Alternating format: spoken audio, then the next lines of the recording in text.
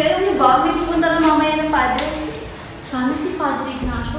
Gusto ko sana itanong sa kanya yung babae na iyak sa simbahan sa school tuwing alas 6 ng hapon. Oo nga, sabi nila, si Padre Ignacio daw yung nakarinig ng iyak nila. Good morning, class! Good morning, Padre Ignacio. Ako nga pala si Padre Ignacio. Dati akong pari sa simbahan ng school. Nalipat lamang ako at kababalik ko lamang ulit dito. Totoo po bang may umiiyak na babae sa simbahan tuwing alas 6 ng hapon? At totoo rin po ba na ikaw ang nakarinig nun? Kalat pa rin pala ang kwento niya hanggang ngayon. Totoo, meron nga ako narinig na babaeng umiiyak na tila bang humihingi ng tulong. Anong oras na? Mag-aalas 6 ba? Wala lang, gusto ko lang malaman kung totoo ba raw yung babaeng umiiyak sa simbahan. Siyo ka dyan! Tara! Para mabutan natin. Hindi ba delikado? Takot ka, Clara, no? Hindi, at talaga nga.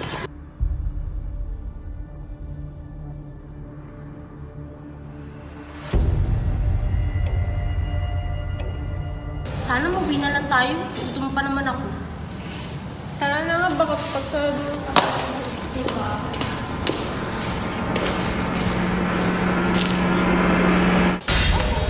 Tara, tingnan natin.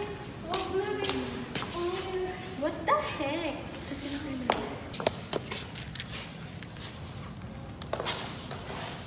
What the heck? Tugo ba yan?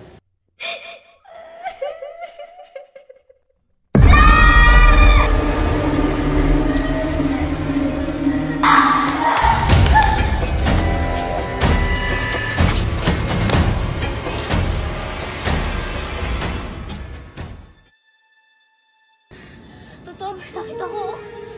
Nananaginip lang ako. No! Totoo yun! Nakita ko. Narinig ko.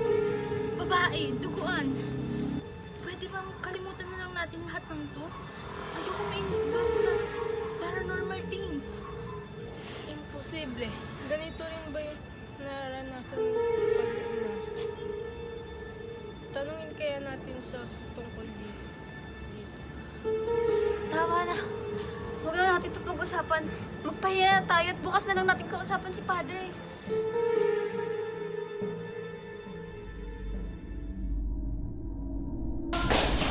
Sa Padre Ignacio, may gusto lang po kami ikwento tungkol sa natuklasan namin kagabi. Ano yung mga anak? May kumakalabog po kasi nun kaya hinanap po namin yung kalabog na yun. Tapos po, may nakita po kaming dugo ang rosaryo. Tapos po may nakita po kaming biglang nawalang babae. Anak, ang babaeng nagpakita sa inyo kagabi ay isang kaluluwang humihingi ng tulong. Ang kaluluwang nakita nyo kagabi ay maaaring hindi pa natatanggap ang kanyang pagkamatay sa mundong ito. At ang maaari lamang natin gawin ay mag-alay ng dasal. Kasabado, samahan ninyo ako sa simbahan upang mag-alay ng kulwa at ipanalangin. At isa rin siya sa aking mga pinapanalangin simula nang naranasan ko ang inyong mga naranasan. Ano ginawa niya sa loob? At parang nakakita ko ng mundo. Nakakita talaga kami. Mama mo? Ano nga? Abs na ako kahapon para na kayong halamang walang dilig. Oo, Slay. Pumunta kami sa simbahan para tignan yung kwento-kwento tungkol sa babaeng umiiyak. Nagparamdam siya sa amin, Slay. Alam nyo, guni-guni nyo lang yan. Masyado kasi kayo nagpapaniwala sa mga kwentong walang katotohanan.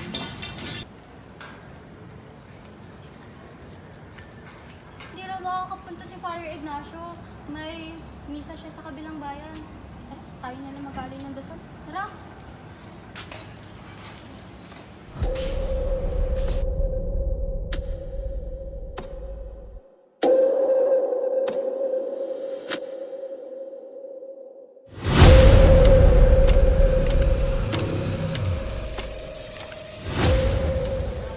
Maria, puno ng grasya, ang Panginoong Diyos ay sumasa iyo.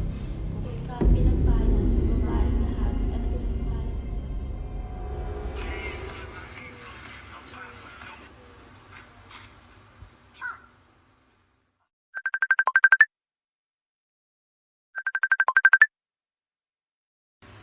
Hello? Pupunta kami niya.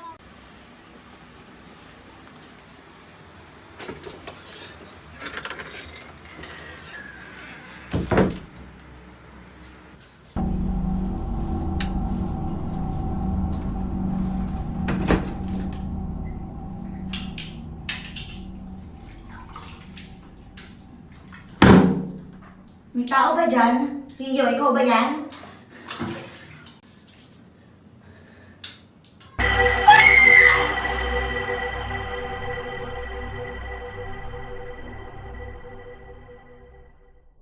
Ainsley? Ainsley! Ano nangyari sa'yo? Clara, tumingin ka ng tulong!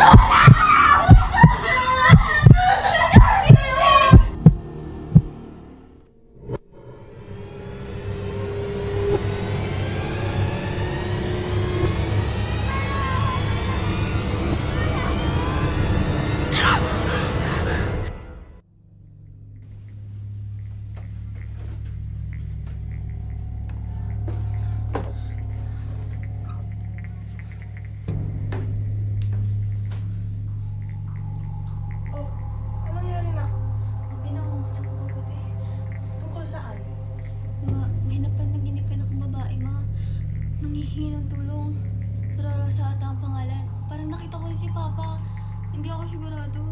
Rosa? Opo, ma. Kilala niyo ba siya? Hindi na. Bakit ganyan ang reaction mo? Ma, please, umamin ka na. Wala ba talaga kayong kinalaman ni Papa? Ma, sabihin mo na! Sabihin mo na! Sabihin mo na! Sabihin mo na! Sabihin mo na! Rosa? Pinatay na kita! Anong Rosa, ma? Anong pinatay? May kinalaman ka ba talaga? Oo na! Meron akong kinalaman! Meron kaming kinalaman ng tatay mo!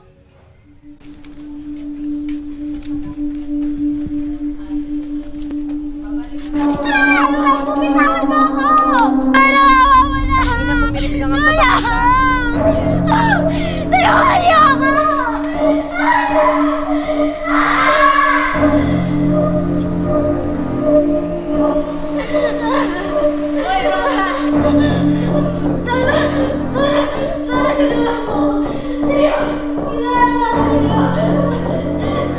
Kasalanan mo naman! Pinakot si Rayo! Manahimik ka! Ah!